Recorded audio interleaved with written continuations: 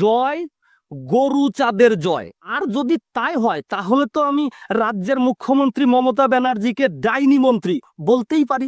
সমস্যা কোথায়? একটা বড় অংশের ভোট ভেঙে পড়বে। যে কোনো রাজনৈতিক দলই হোক না কেন, সে বিজেপি, সিপিএম, কংগ্রেস, তৃণমূল কংগ্রেস যাই হোক না কেন।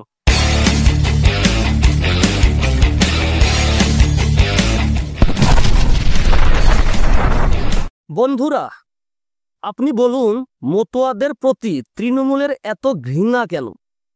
আজ আমি আপনাদের সেটাই দেখাবো। একটা গুরুতর প্রশ্ন করব, মতুয়া সম্প্রদায়ের মানুষ কি পশ্চিমবঙ্গের নাগরিক নয়?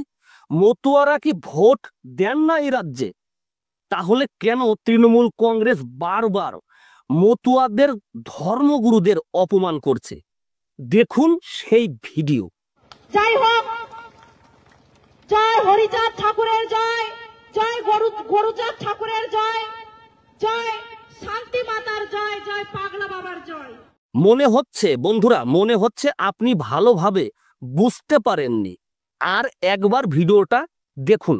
জয় গরুচাঁদ ঠাকুরের জয়, জয় গরুচাঁদ ঠাকুরের জয়। আশা করি এইবার আপনি বুঝতে পেরেছেন, কিন্তু এর ব্যাখ্যা কি দেবেন আপনি? করণদিঘির বিধায়ক গৌতম পালের স্ত্রী মূর্খ পম্পা পাল বলছেন জয় গরু চাঁদের জয়। কিন্তু বন্ধুরা, আশ্চর্য হলেও সত্য, এর পরেও কিছু লোক এখনো বলবে গরু চাঁদ বলেছে তো কি হয়েছে? গরুকে তো আমরা দেবতা বলে মানি, গরুকে আমরা গোমাতা বলে জানি। ওয়েট ওয়েট ওয়েট, একটু জল খেয়ে সিলিং ফ্যানটা চালিয়ে আরাম কেদারায় বসে আমার কথাটা শুনুন। ঘি আর যদি পাম তেলের তুলনা করতে যাও তাহলে তুমি মূর্খের চেয়েও অধম। আর যদি তাই হয় তাহলে তো আমি রাজ্যের মুখ্যমন্ত্রী মমতা ব্যানার্জিকে ডাইনি মন্ত্রী বলতেই পারি। সমস্যা কোথায়? বন্ধুরা, আপনারা সকলেই জানেন যে বছর দুয়েক আগে রাজ্যের মুখ্যমন্ত্রী মমতা ব্যানার্জি স্বয়ং পরম পূজ্য শ্রী হরিচাঁদ ঠাকুর ও গুরুচাঁদ ঠাকুরের নাম বিকৃত করে ব্যঙ্গাত্মকভাবে সম্বোধন করেছিলেন।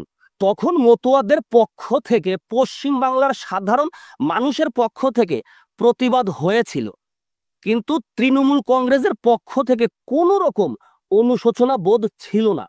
অনুশোচনা তো দূরের কথা, শাসক দলের নেতারা এই অপমানের সংস্কৃতি এখনো চালিয়ে যাচ্ছেন।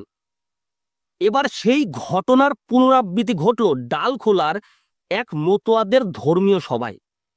করণদিঘির বিধায়ক গৌতম পালের স্ত্রী পম্পা পাল ঠাকুরের নাম বিকৃত করে প্রকাশ্যে অপমান করলেন। বন্ধুরা, এটা কি হঠাৎ করে বলে ফেলা ভুল? এটা কি অনাকাঙ্ক্ষিত মন্তব্য? না, তা কখনোই নয়। এটা একটা পরিকল্পিত অপমান। তাহলে তৃণমূলের গোপন অভিসন্ধি কি বন্ধুরা? তৃণমূল কংগ্রেস খুব ভালো করেই জানে যে মতুয়ারা ঐক্যবদ্ধ হলে তৃণমূলের একটা বড় অংশের ভোট ভেঙে পড়বে। তাই তারা চায় মতুয়াদের অপমান করে তাদের বিভ্রান্ত করতে। তাতে কেউ যদি প্রতিবাদ করে তখন তৃণমূলের থেকে 32 পার্টি দাঁত বের করে দাঁত কেলিয়ে একটি প্রেস কনফারেন্স করে বলা হবে, ওহ সরি, এটা একটা ভুল হয়ে গেছে, এটা মেনে নিন। কিন্তু ভাই, ভুল কি বারবার করে হয়? মুখ্যমন্ত্রী করেছেন, এখন তার দলীয় বিধায়কের স্ত্রী করছেন, আগামীকাল আরো অনেকে করবে। কারণ তৃণমূল জানে যে মতুয়ারা যদি শক্তিশালী হয় তাহলে তৃণমূল দুর্বল হয়ে তাসের ঘরের মতো ভেঙে পড়বে। ভোটের সময় মতুয়াদের দরকার হয়, আর ক্ষমতায় পৌঁছে গেলেই তাদেরকে অপমান করা হয়। বন্ধুরা, ভোটের আগে তৃণমূল কংগ্রেস মতুয়াদের বাড়ি বাড়ি গিয়ে ভোট চাইবে, প্রতিশ্রুতি দেবে, মিষ্টি মিষ্টি কথাও বলবে, কিন্তু ক্ষমতায় বসার পর সেই মতুয়াদের ধর্মগুরুকেই প্রকাশ্যে অপমানও করবে। ভোটের জন্য মিথ্যা প্রতিশ্রুতি, নাগরিকত্ব নিয়ে ধোঁকাবাজি আর ক্ষমতায় কষলে নাম বিকৃত করে অপমান করবে। তাই এখনই সেই সময়, এবার মতুয়াদের উচিত জবাব দিতে হবে, তৃণমূল কংগ্রেসকে উচিত জবাব দিতে হবে। যে কোনো রাজনৈতিক দল মতুয়াদের যদি ভোট ব্যাংক মনে করে তাহলে তাদেরকে জবাব দিতে হবে, সে যে কোনো দলেরই হোক না কেন। আমি আবারও বলছি, যে কোনো রাজনৈতিক দলই হোক না কেন, সে বিজেপি, সিপিএম, কংগ্রেস, তৃণমূল কংগ্রেস যাই হোক না কেন, তাদের জবাব দিতে হবে। তবে তৃণমূল দ্বারা এই অপমানের পাল্টা জবাব 26-এই মতুয়াদের দিতে হবে।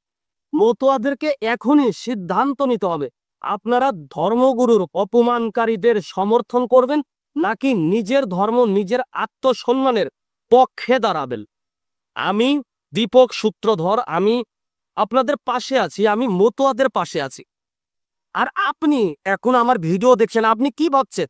আর ভাববেন না, এই অন্যায়ের প্রতিবাদ করতে হবে, প্রতিবাদের কণ্ঠস্বর আরো ধারালো করতে হবে। তাই এই ভিডিওটা শেয়ার করে দিন আর আপনার মূল্যবান মতামতটি কমেন্ট করে জানা। আপনি ভালো থাকবেন, সুস্থ থাকবেন, নিজের খেয়াল রাখবেন। নমস্কার।